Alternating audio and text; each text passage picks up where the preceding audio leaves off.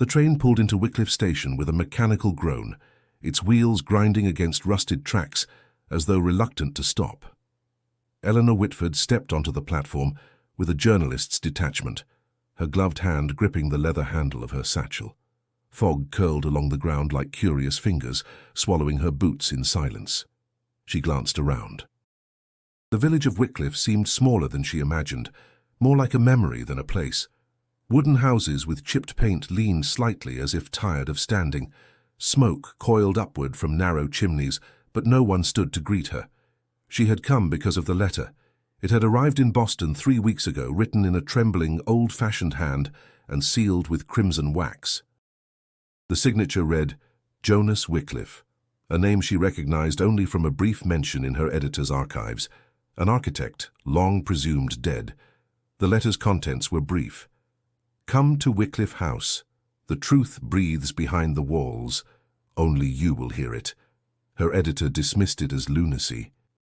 But Eleanor was not so quick to ignore a mystery, especially one that bore the scent of legacy and secrets.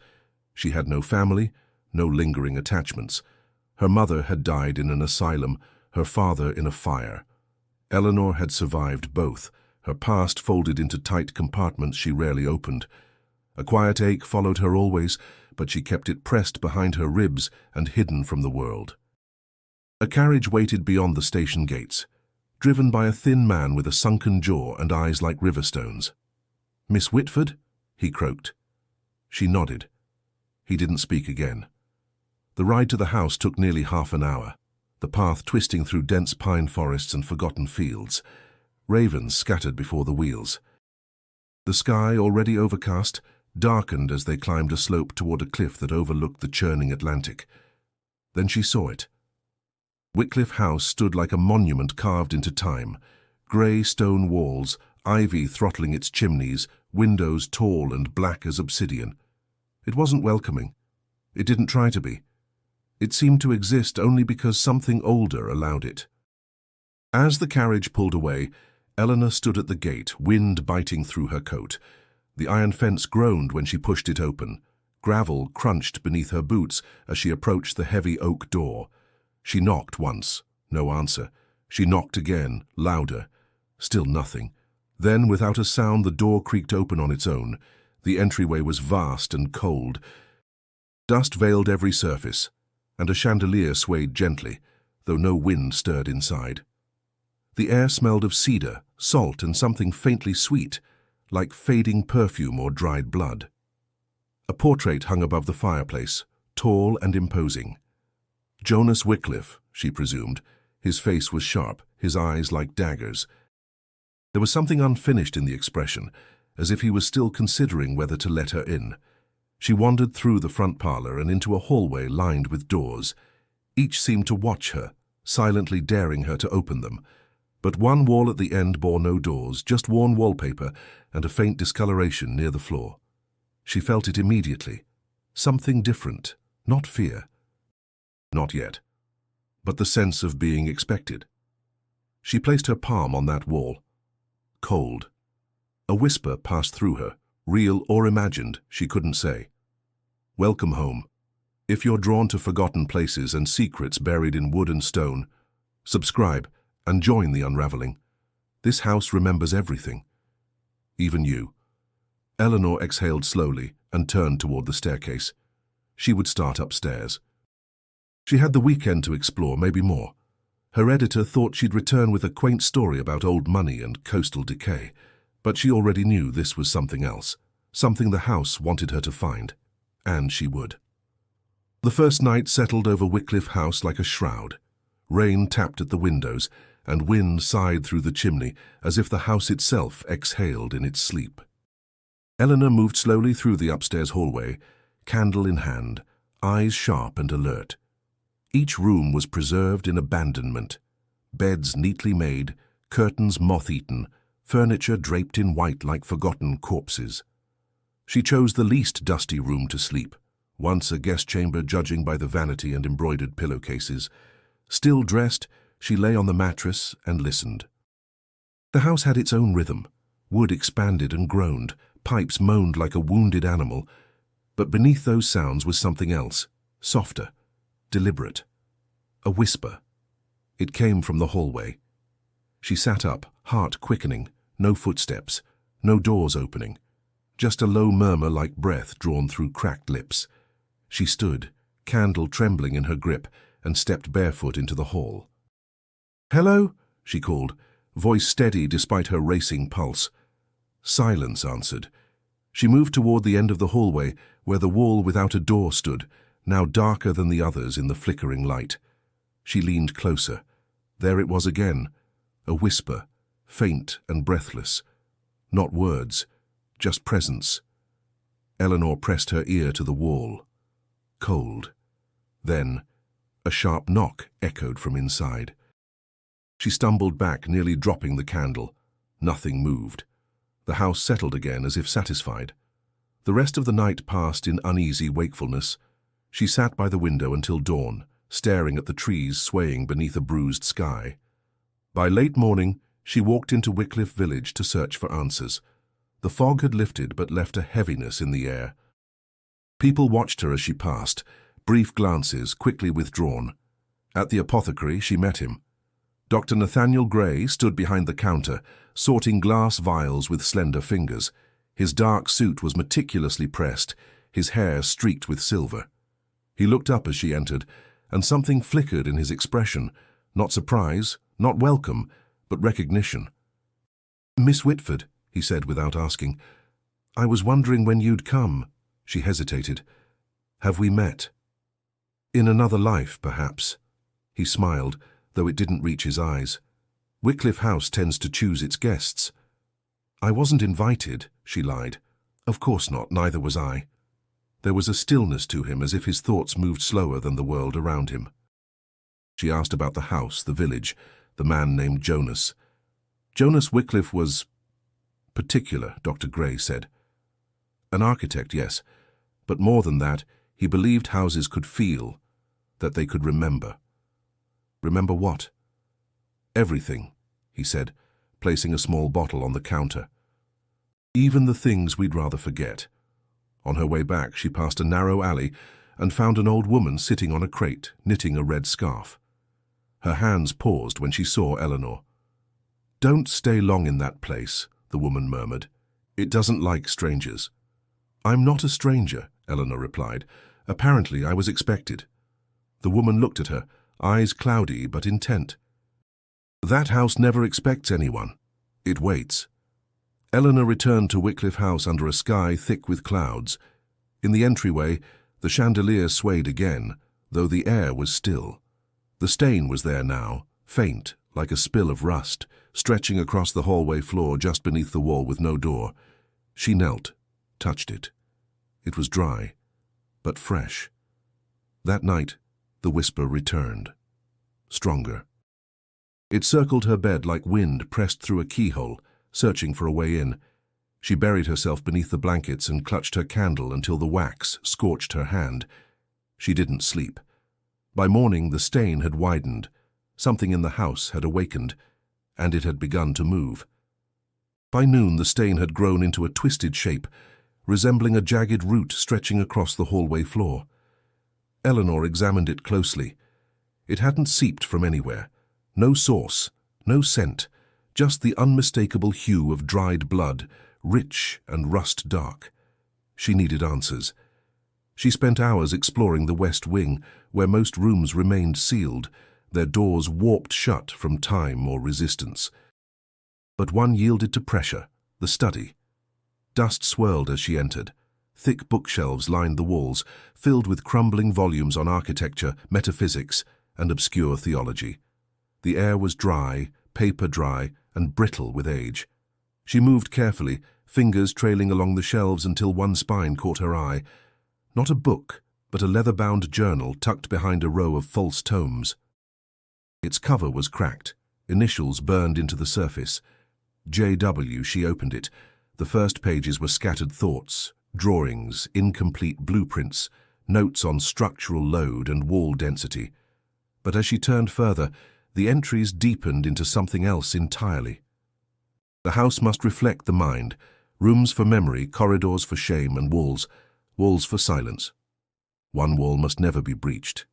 It is the only constant. The others will shift. But that one must hold. Her pulse quickened. The sketches grew stranger. Floor plans with staircases leading nowhere, doors opening into brick. At the center of every design, a single unmarked wall. It mirrored exactly the hallway where the stain had spread. She flipped to a date, March 3rd, 1894. I heard it tonight, not the wind, not the wood. A whisper from the inside. It knows I'm near. The pages were erratic after that. Ink smeared, some torn out, some entries written backward, as though meant to be unread. But one stuck with her. It's not a haunting. It's an echo. This place remembers. It needs someone to carry what it cannot. Eleanor closed the journal and held it tight to her chest. She felt strangely grounded by it, like clutching a relic of another mind, unraveling in tandem with her own. Outside the window, the sky had darkened unnaturally fast. Storm clouds rolled in from the sea, swallowing light like ink poured into water. She remained in the study until evening, reading every line, memorizing the madness. Jonas Wycliffe had not merely designed this house, he had crafted it like a vessel, not just for shelter, but for containment, or confession.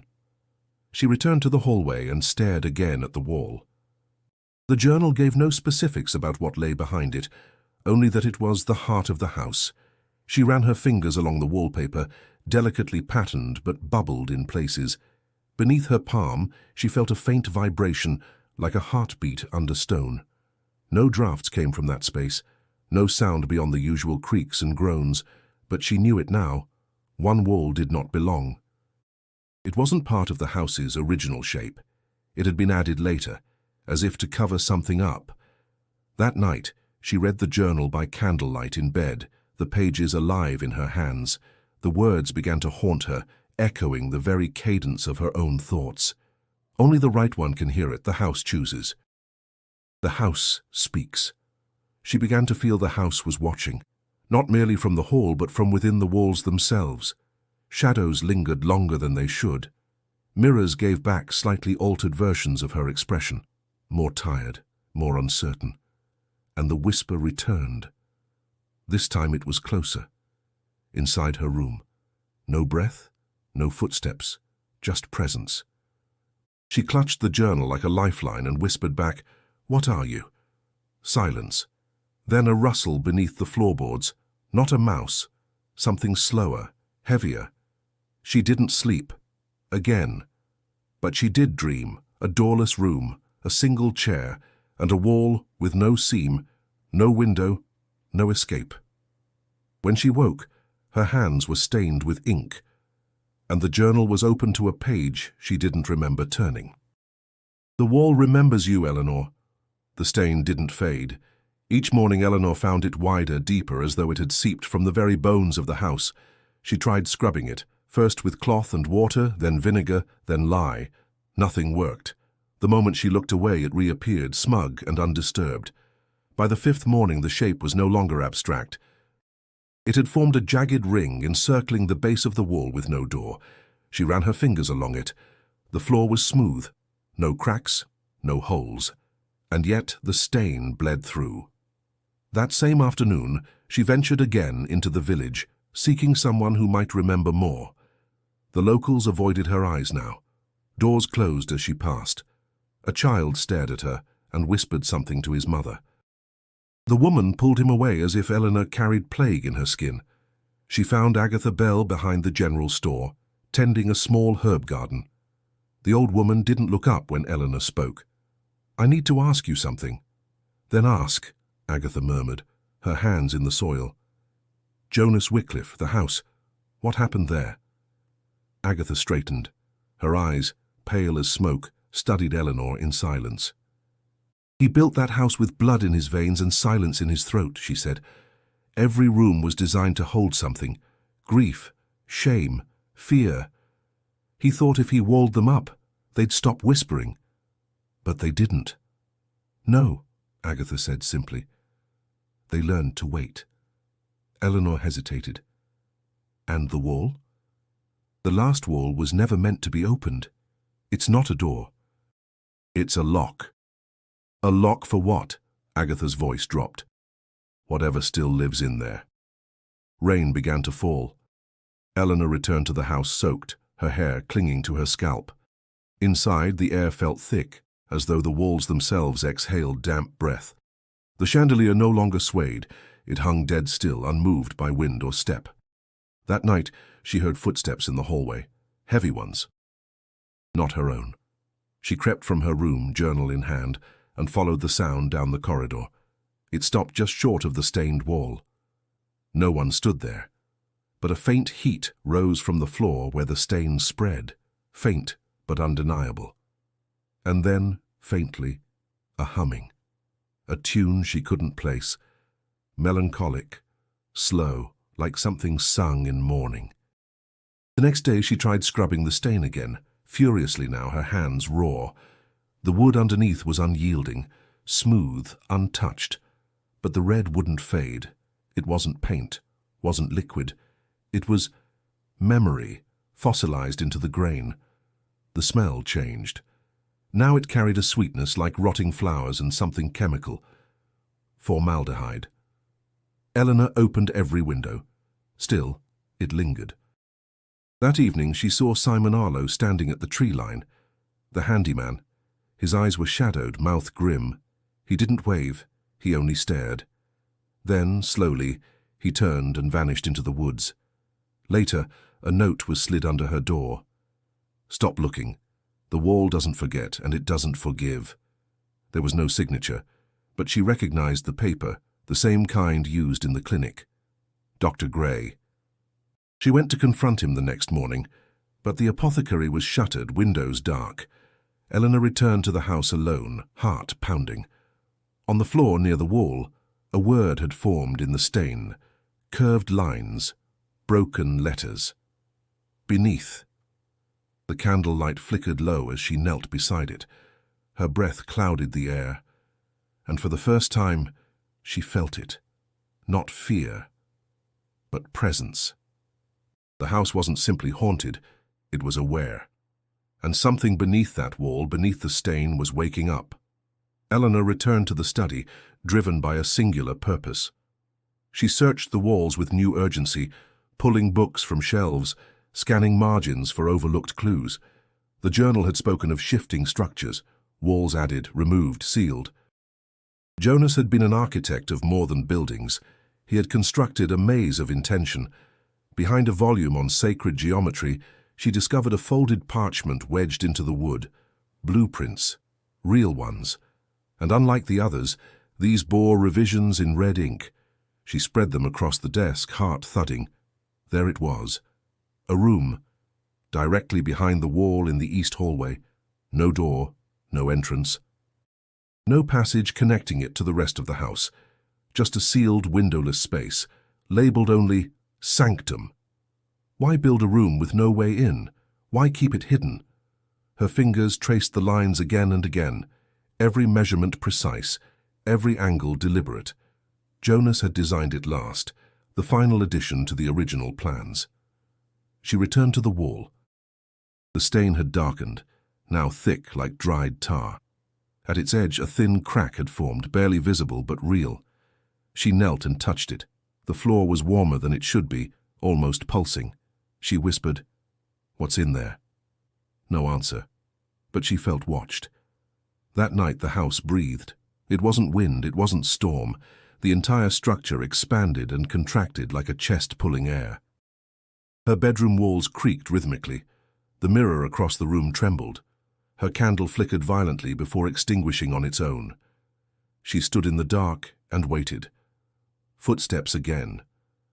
This time, not in the hall, but above her. She climbed to the attic, unsure why, only that she felt drawn. Dust hung thick in the air. Forgotten trunks, broken furniture, a shattered rocking horse. And there, behind a crumbling partition, another blueprint nailed to the wall. It was unfinished, a sketch of a rotating mechanism hidden behind the fireplace in the east wing.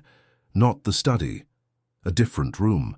The lines indicated a pressure panel. When triggered, it would shift something, unlock something. She descended, heart racing, and lit the fire for the first time in the east parlour. It burned hot, fast, unnaturally bright. When she pushed against the stone panel above the mantel, there was a click. Then the floor groaned. She stepped back. A part of the wall, shuddered. It didn't open. It didn't move fully. But it responded. And Eleanor understood. The room wasn't just sealed. It was waiting to be let out. Later, as the fire died and ash curled in the grate, Simon appeared at the window. He tapped once, then again. She opened the door. "You need to leave," he said without stepping in. "You're close to it now." "You've seen what's inside." Simon hesitated. "Not seen, heard." "Then help me open it." His jaw tightened. "You don't open things that were meant to stay shut." Jonas did. "That's why he lost himself and why no one speaks his name." The silence between them stretched, heavy. She asked, "What is it?" Simon looked toward the house, not her. "Not what? When?" "It's not a thing, Eleanor. It's time. Caught. Buried alive. You dig it up. It remembers everything, including you." He left without another word. Eleanor turned back to the fireplace. She would not run, not now. The journal, the stain, the sealed room, everything pointed toward that sanctum. The room with no door had already begun to open, if only in breath and crack and whisper. And whatever waited inside knew she was listening. Eleanor woke gasping, not from a nightmare, but from something else. She had not dreamed in days, not truly. But now images clung to her mind with the clarity of memory.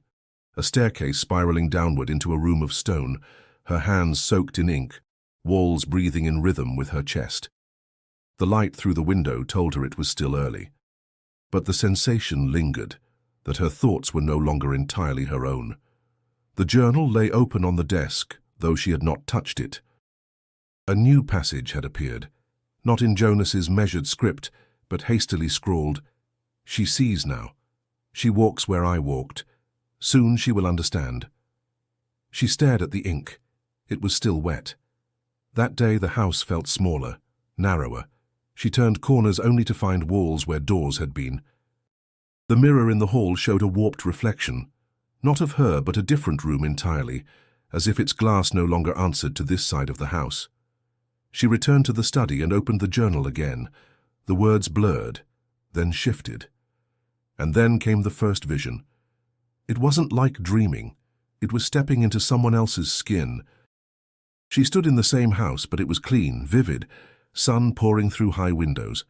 She looked down and saw her hands, but they were not her own, larger, weathered, ink-stained. She wore a vest of fine wool, fingers twitching as if always sketching. Jonas. He walked through his house, murmuring to himself. Form follows thought. Memory shapes material. He passed the wall, bare, unsealed, and paused. No one must enter, not even me. Then he wrote something in a journal, the same one Eleanor held in waking. Suddenly her heart thundered. A mirror on the far wall caught his reflection. Except it wasn't Jonas staring back. It was her. She snapped back to herself, breath shallow, arms trembling.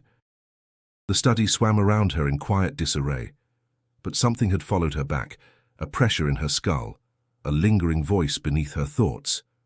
It whispered not words, but images, blueprints, numbers and feelings, shame, guilt, resolve. Over the next hours, the visions returned.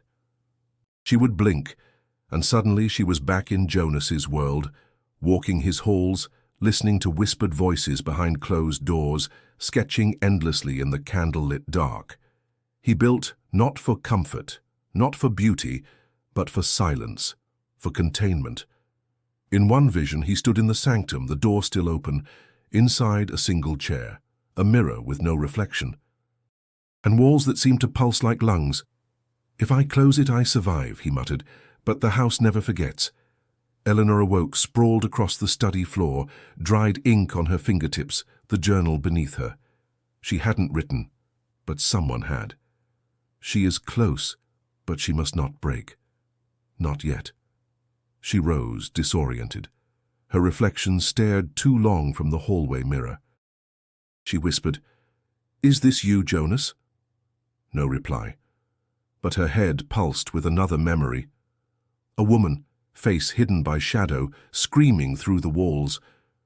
Jonas pacing the parlor, muttering, "She won't go, she won't go." And then he had taken the blueprints and begun his final drawing. The sanctum, the sealed chamber, the unbroken wall. Not to hide from her, but to hide her. Eleanor gripped the edge of the writing desk, heart racing. This wasn't about a house that watched. It was about a mind that built its prison. And now, piece by piece, it was building her into it. Eleanor spent the morning collecting mirrors. She gathered them from every room, bedrooms, vanity tables, decorative hallway sconces. Some were cracked, others dulled by time. But she didn't care about the condition. She cared about what they showed or failed to. The visions had become too vivid, too real, and always in them, mirrors acted strangely. Some reflected Jonas, some nothing. Some showed versions of the house that no longer existed. If Jonas had truly built the walls to hide something, perhaps a reflection could reveal what the eye could not. She started in the hallway directly across from the sealed wall. Propping a tall mirror against the opposite side, she stepped back and stared. Her own image looked back, slightly distorted by the age-warped glass. But the wall behind her, the one with the stain, the one with no door, reflected nothing. It was blank, no wallpaper, no crack, no stain, just void. She moved closer. Her reflection followed, but the wall did not.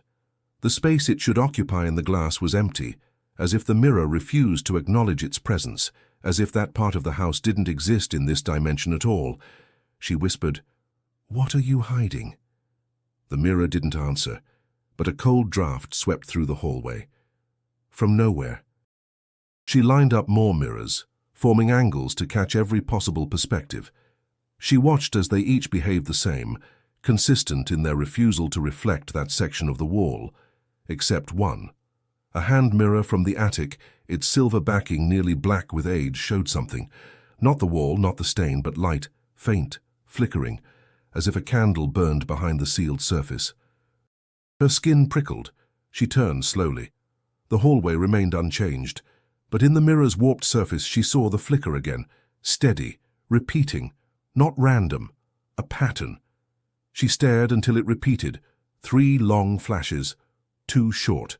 She grabbed the journal, flipping through its final entries. There, scratched in the margin, "The wall will answer when it's seen." The mirrors weren't for revealing. They were for speaking. That night she arranged them in a precise configuration, mimicking the diagram from Jonas's earlier sketches. Each faced the wall from a different angle, capturing reflections that did not match the room around them. It became a circuit, light bouncing unnaturally from pane to pane, as though the house had remembered something it was trying to forget. When she stepped into the center of the arrangement, the candlelight bent. The air shifted, and in the largest mirror, the one she'd placed directly across from the wall, she saw not herself, but Jonas. He stood behind the wall, just beyond reach, his face pale, eyes hollow. He mouthed something. She leaned in. His lips moved again. "Don't trust the doctor." The image shattered. The mirror cracked from corner to corner, splintering her reflection into 1,000 jagged versions of herself. The candle blew out. Darkness returned. She stood trembling, heart thudding in her chest. Jonas had spoken. He was still here, caught, buried in his own design. And he had warned her. Dr. Gray. He had known too much, said too little. His presence in the village had never made sense. His familiarity with her arrival, his cryptic words, was he trying to help or keep her away? The next morning, Eleanor found another note beneath her door. "Stop using the mirrors." No signature, no footsteps to chase, only silence. And in the mirror near the staircase, her reflection smiled before she did. The scratching began just after midnight, faint at first, like nails on canvas, then deeper, slower, as if something was clawing from inside the wall. Eleanor sat up in bed, fully awake, pulse pounding in her ears. She waited, holding her breath. Again. Skrrk, skrrk. She rose, journal in hand, and followed the sound into the hallway. The mirrors were still in place, their cracked surfaces now fogged as if exhaling steam. Her candle trembled with every step. She stopped in front of the wall. The stain had changed. Now it trailed in long, curling lines, almost deliberate, almost symbols. She crouched, brushing her fingers across one dark arc. A new line appeared before her eyes, drawn slowly, from inside. She stumbled back, heart racing. The sound had returned, scraping not just behind the wall, but inside the house, inside the floors, the walls, the air. When morning came, she saw what it had left behind. Scratches, across the parlor walls, over the fireplace stone, and along the stairs. Symbols she didn't recognize, circular patterns interlocked with jagged slashes, etched as if by claw or knife. She sketched them in the journal. When she cross-referenced Jonas's early entries, her breath caught the same marks. He had called them memory scripts, not written language but emotional carvings. Each symbol meant a feeling, rage, guilt, grief. He believed the house didn't store memories in words, it stored them in wounds. By mid-morning, Eleanor found Agatha Bell collapsed in front of the chapel. Villagers surrounded her, whispering. She approached, but they blocked her path. "She shouldn't be here," one man muttered. "She brings it back," said another. A woman spat at Eleanor's feet. She left them behind and went to the clinic. Dr. Gray stood at the rear door, arms crossed. "She's alive," he said before she could ask, "but she won't speak." "Did she see it?" Eleanor demanded. "She saw something," he answered. "Too much, maybe." Eleanor narrowed her eyes. She knew about the symbols. Gray nodded slowly. "Everyone here does, they just pretend not to." "Then why won't anyone talk?" He looked at her for a long moment. "Because the last person who did disappeared." Silence stretched between them.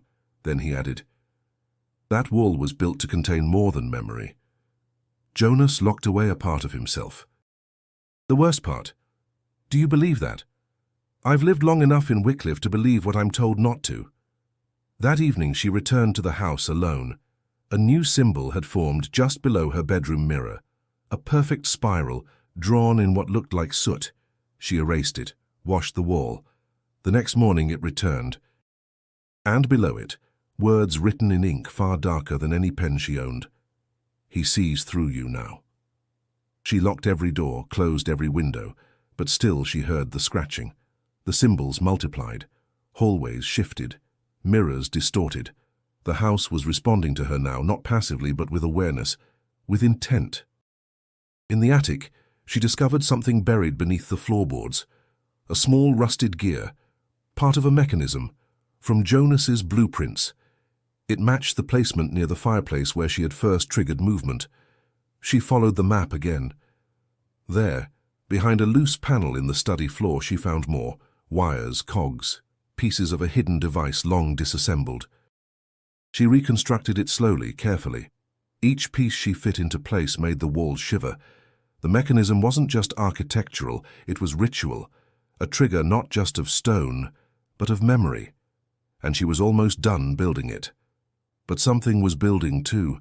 Inside the wall, the scratching had become breathing, and it was learning her rhythm. The mechanism clicked into place at dusk. Eleanor had spent hours fitting the last cog, aligning wires that had not seen light in decades. As the final gear locked in, the house seemed to inhale. Silence fell. A deep, weighted silence. Then a low groan rippled through the floorboards, as if something ancient had just turned in its sleep. She rose, dust clinging to her hands, and moved to the hallway. The wall had changed. The stain was gone, erased as if wiped clean. In its place, the wallpaper hung taut, the seam at its center barely visible, but visible now. She reached for it. No resistance. The wall split with a soft hiss of air, revealing a narrow passage choked with darkness. No hinges, no handle. The house had never intended this to be opened by accident. She stepped through. The space inside was silent. Clean. Impossibly clean. The walls were bare, whitewashed stone, smooth and cool to the touch. The air smelled of cedar, ash, and faintly of iron. She had expected dust, decay. Instead, she found preservation. At the center of the room stood a simple wooden table. Upon it, a row of journals identical to the one she carried, but these bore different initials. Not JWEW. She froze. Her hand trembled as she opened the first one. The handwriting was unmistakably hers, page after page, dated months ago, years. Each entry described her thoughts, her movements, things she had not yet done, but remembered doing. Today I opened the wall. I felt Jonas. I heard the breath. He's not gone. He's divided. One side in the past, one here, waiting. She dropped the book, breath shaking. Her reflection in the stone caught her eye. Not a mirror, just a glint. But the person staring back had no candlelight in their hand. She turned. Dr. Gray stood at the entrance, silent. "You shouldn't have come alone," he said. Eleanor stepped back, voice low. "You knew this was here. I knew it was built, not what it contained. You lied. I protected." His eyes didn't waver. That wall held Jonas's final creation, not a room, a memory trap, a sealed echo. Her voice cracked. "Then why does it have my journals?" Gray hesitated. "Because you've been here before." She stared at him.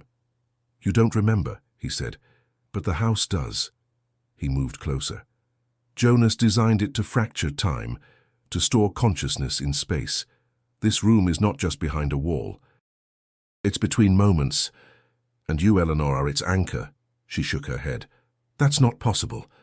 "Then explain your handwriting. Explain the dreams, the mirrors, the voices." He was right.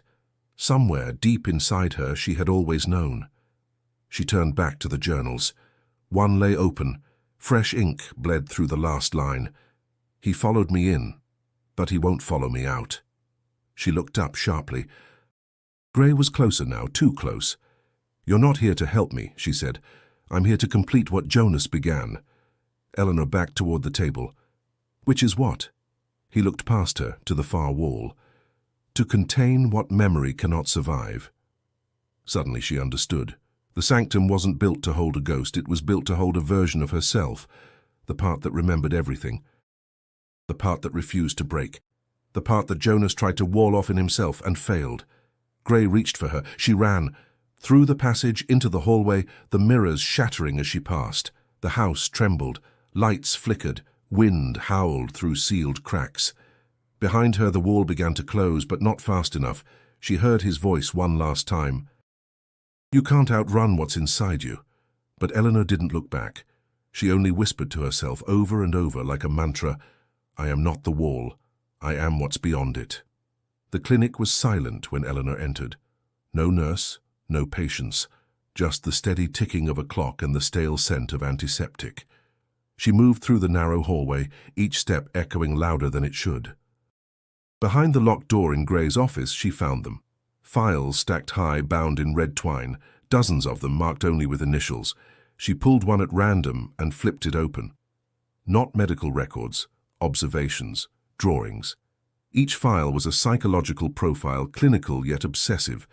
Notes written in cold, methodical handwriting, Gray's, and then she saw her own name. Whitford Eleanor M. Initials match subject EW from Sanctum case. Symptoms: memory displacement, time loop hallucinations, identity dissonance. Progress: regressive awareness. Warning: do not trigger mirror sequence prematurely. She dropped the file. It made no sense. She had never met Gray before coming to Wycliffe, or had she? She pulled more files. Some dated back to 1895.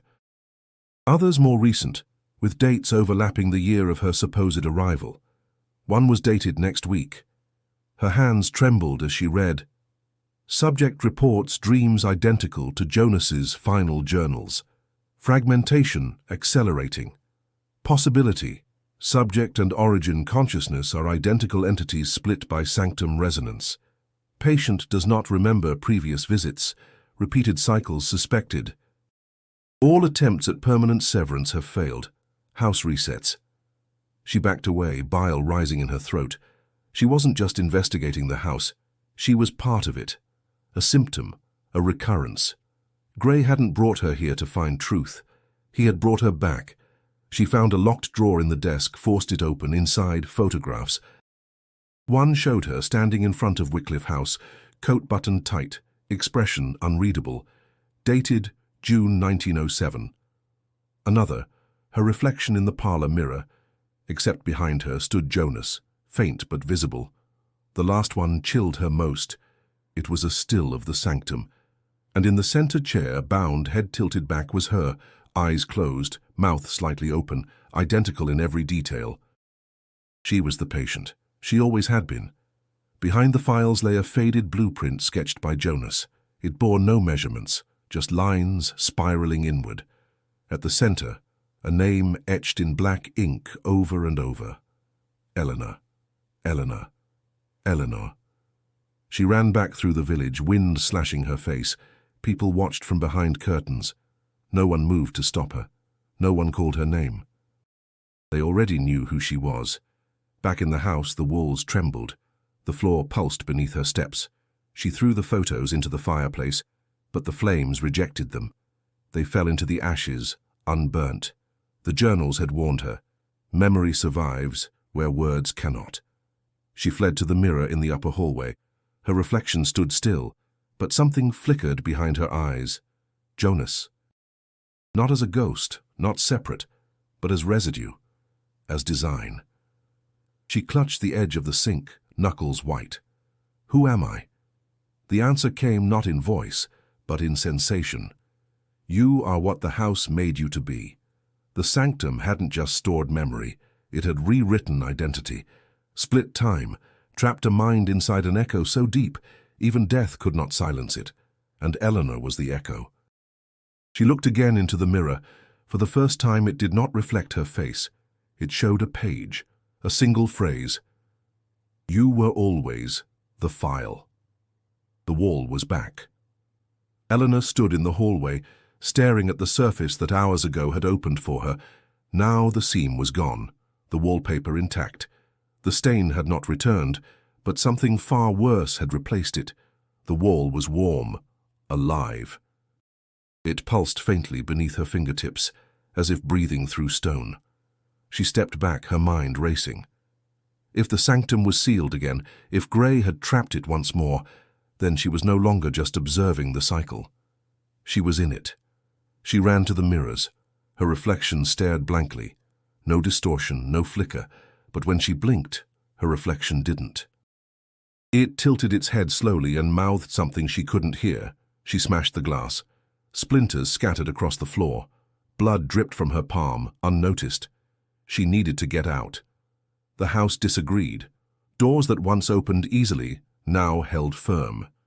Windows stuck in place. The front door, once loose on its hinges, was sealed shut. The air thickened. The chandelier began to sway, not gently but violently, back and forth, like a pendulum measuring the end. She shouted into the silence, "You've made your point!" A gust of wind howled through the parlor chimney, then a voice, low, inside her skull. "You are the wall." She fell to her knees, clutching her head. Visions crashed through her. Jonas building the sanctum, scrawling symbols onto stone, muttering prayers to things he couldn't name. Then Eleanor, years ago, eyes vacant, being led down the hall by Gray, her own face, memory as punishment. She crawled to the fireplace, the mechanism still hummed faintly. She pressed the stone again. Nothing. She struck it, pounded it, screamed. Still, nothing. Then she remembered the photo, the one in the file, her in the chair, head tilted, still breathing. She hadn't escaped the sanctum. She had only woken inside its loop. She tore through the house searching for Simon, for anyone. But the halls twisted now, doors in the wrong place, stairs folding into themselves. Time bent around her like warped glass. Shadows moved before her footsteps. At the base of the staircase, a voice. "Eleanor." She turned. Simon stood there, soaked from rain, face pale. "I came back," he said. She ran to him, gripping his coat. "You have to help me open it. I saw it. I was inside. I saw—" "I know." He touched her face gently. "You've been here many times." Her breath caught. "You remembered this time," he said. "That's new." "What is this place?" she asked. "A lock." "For what?" "You," he said. "The part of you that remembers, that resists forgetting." Tears welled in her eyes. "Then help me break it." "I can't," he said. "But I can get you out." He reached into his coat and pulled out a small metal object, a key, not for a door but a gear. He pressed it into her hand. Jonas built a back door. "It resets every time, but if you finish the loop yourself, if you choose to end it, it breaks the cycle." She stared at the gear. It was warm in her hand. He turned toward the wall. "I'll hold it off," he said. "What do you mean?" But the house responded before she could finish. The wall cracked, wide. A sound like bone-splitting echoed down the hall. Simon shouted, "Go!" She ran toward the parlor, toward the fire. Behind her, the wall groaned open. Wind shrieked, and a scream, not human, tore through the house. She didn't look back. She reached the mechanism, inserted the final gear, and turned. The house screamed again. The walls shook. And then, silence. The house was silent again. Not empty, never empty, but paused. Eleanor sat in the sanctum's threshold, the final gear still warm in her palm. The walls no longer pulsed, the lights no longer flickered, and for the first time since her arrival, the air did not feel like it was breathing. She rose. The journals remained on the table. She opened the one at the center, the oldest of them all. The pages were different now. They no longer repeated her name or mirrored her thoughts. Instead, they told a story. Jonas Wycliffe's final words. "The house was my salvation, my prison. I built it to hold what I could not contain, the parts of me fractured by loss, by guilt.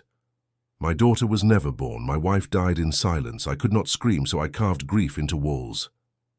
Eleanor turned the page. "I created rooms to forget, chambers to bury memory, but it grew teeth, it grew voice. What I locked away wasn't pain. It was self." He had built the sanctum not as protection, but as penance. Every wall in Wycliffe House bore a purpose, a feeling, a fragment of identity. But only the sanctum bore the full truth. If you are reading this, then you are what remains. You are the peace that would not sleep, and I am sorry. Tears welled in Eleanor's eyes. She wasn't haunted by Jonas. She was his echo, the fragment that carried his obsession forward. But she was also more. A name lingered at the bottom of the final page. Eleanor Whitford Wycliffe. The truth settled like ash. She wasn't a visitor. She was a descendant, blood of the house. It explained the visions, the voices, the reflex to explore, to question, to remember. Jonas had encoded memory in architecture, but blood remembered deeper, and she had inherited the burden. In the parlor, she found the portrait once more. His face no longer felt distant. She saw now the same tension in his eyes, the weight of knowing too much, the desire to wall it all away. She whispered, "It ends with me." A flicker of motion at the edge of her vision drew her to the staircase. There, pinned beneath a splintered beam, was Simon. Blood pooled beneath him. His chest barely rose. She knelt beside him. "I'm here," she said. He smiled weakly. "You remembered." "I saw everything." He gripped her hand. "Then you can stop it." Tears blurred her vision. "You stayed." "I had to," he rasped. You always come back, but this time you came back with choice." She pressed her forehead to his. "I'm not leaving you." "You have to," he whispered, "or the house resets. It always resets." He coughed, blood on his lips. "You were the first to reach the center, to read the testament. That means it's time." "What do I do?" she asked. He smiled faintly. "Burn the words." She looked down at the journal in her hand. "Jonas?" He nodded. "You." She rose slowly. The fire in the parlor had gone out. She rekindled it. Pages shook in her hands, reluctant, The ink writhed, refusing to catch, but she forced them in, one by one, and with each page the house trembled, as if it knew what she was taking from it. Not memories, not spirits, but purpose. The sanctum, the mechanism, the mirror loops. She burned them all. The last page curled into black ash, and the silence that followed was absolute. She turned to find Simon still, eyes closed, breath gone. But his face was peaceful. He had seen the end. Now so had she. The storm rolled in without warning. Waves pounded the cliffside, each crash shaking the foundation of Wycliffe House. Wind howled through broken windows, dragging curtains like sails, flinging books from shelves and snapping open doors that once refused to budge. Eleanor stood at the top of the stairs, staring into the dark below. The house was breaking. But it wasn't resisting. It was exhaling. Every wall trembled, not in protest, but release. The house had held too much, too long. The flames had eaten Jonas's testament, but the memories, the architecture of pain, had nowhere else to go. And now they were spilling out. She moved carefully through the parlor. The mirrors had shattered. The chandelier hung by a single wire, swaying like a pendulum over time's last seconds. The sanctum door was open again. No mechanism, no resistance, just a quiet invitation. Eleanor stepped inside. It was no longer white. The stone had darkened, streaked with what looked like ink but smelled like memory, old, damp, and almost sweet. In the center stood the chair, empty, waiting. She touched it. Pain lanced through her mind. Visions, screams, blueprints folding into themselves, her own hands drawing the spiral again and again. Then came the voice, low, calm. You chose to come back. You chose to remember. You must now choose to remain. She gritted her teeth. No! The walls pulsed. You are the echo. You are the fault. You carry the stain. She backed out of the sanctum. The door remained open. Outside, the sky tore open. Rain poured through the broken roof, flooding the upper levels. Water spilled down staircases, soaking carpets, seeping into the wood that had stood for a century. The house moaned. The sea below roared louder. She ran. Every hallway twisted now, once linear paths looping back on themselves, mirrors showing rooms that no longer existed, voices rising from the floorboards in a language she could feel but not understand. Return. Return. Return. She reached the study. Her satchel was still there, dry somehow, untouched by the chaos. Inside it, the remaining blueprints, the original ones, before the sanctum, before the spiral. She laid them on the desk and studied every line. Jonas had left one thing unfinished, a failsafe, not a wall, a crack. At the cliffside basement, carved into the foundation, there was a drainage system, never completed, designed to carry excess groundwater to the sea, but it could carry something else. She raced down the back stairwell, the floor slick beneath her boots. The cellar door groaned. The walls below wept moisture, moss curling between the bricks. There it was. A grate, buried behind crates and rotting furniture. She tore it open with her bare hands, slicing her fingers on rusted iron. The channel beyond descended into darkness. If she opened the old irrigation sluice near the south hall, the floodwaters would follow. She had a choice: seal the sanctum forever, or let it drown. The house screamed again, louder now, deeper, more human. It knew what she was doing. She found the control valve behind a false wall. She turned it. The mechanism resisted, then groaned. Water surged. It poured down staircases, rushed through hallways, filled the sanctum in seconds. Books disintegrated. Floors buckled. The house cried, and Eleanor stood at the center of it all. Not weeping, not running, just watching. The storm outside roared in unison. Wycliffe House had finally remembered what it had always been. Not a home, a wound. And wounds, once opened, must bleed to close. The sanctum was under water. Eleanor watched from the threshold as the candlelight vanished beneath the rising black tide. Books floated, then sank. The chair disappeared last, swallowed whole in silence. The house trembled, but this time it was not resistance. It was collapse. Walls cracked, ceilings wept, floorboards curled upward like dead leaves, mirrors shattered one by one, their final reflections twisted into anguished faces that vanished as quickly as they formed. She turned from the sanctum.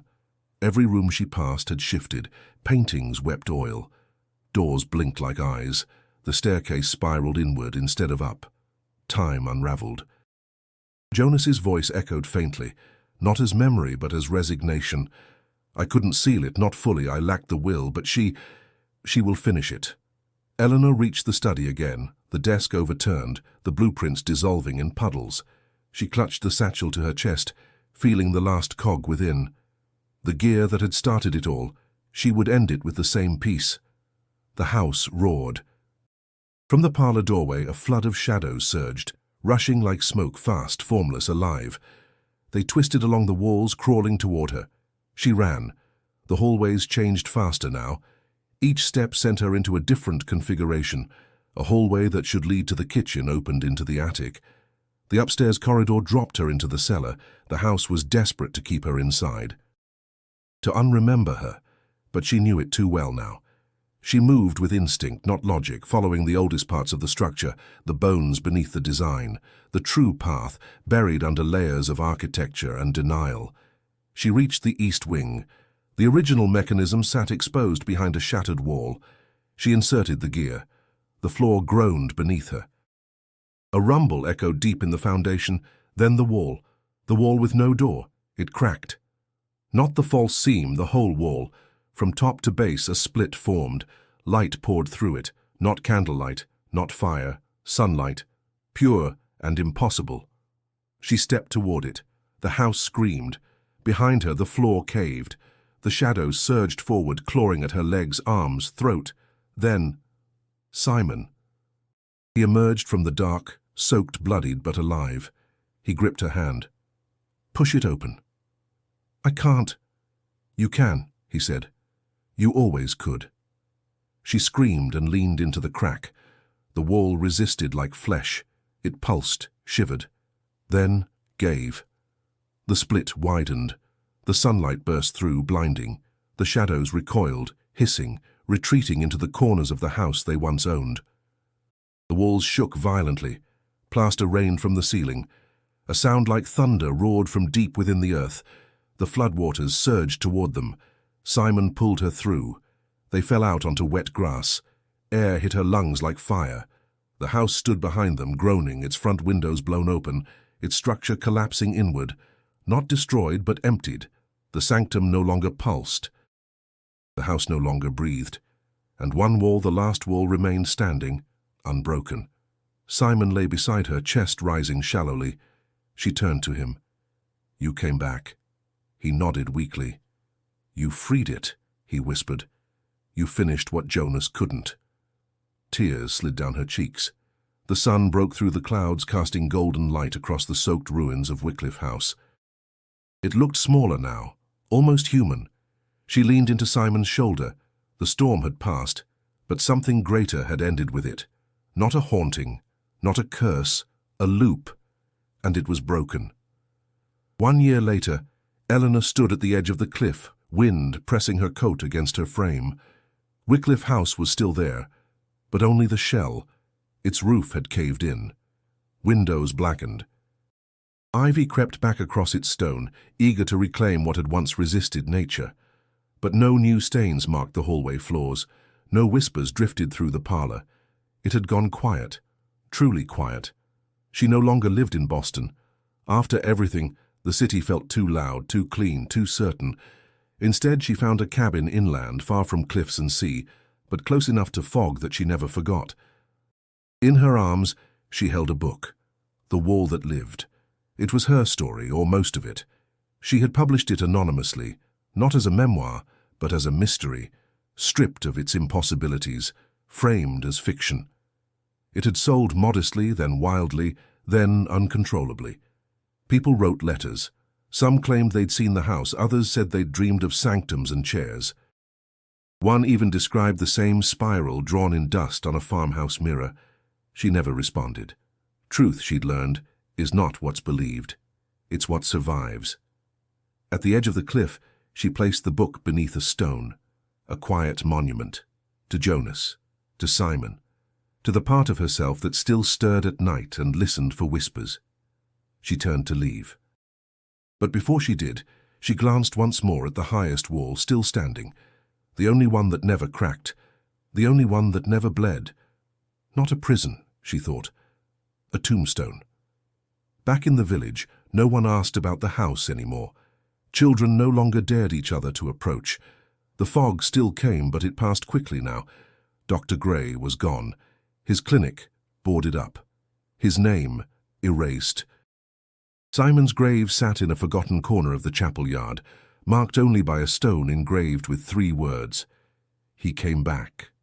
She visited often, brought lilies, sometimes said nothing.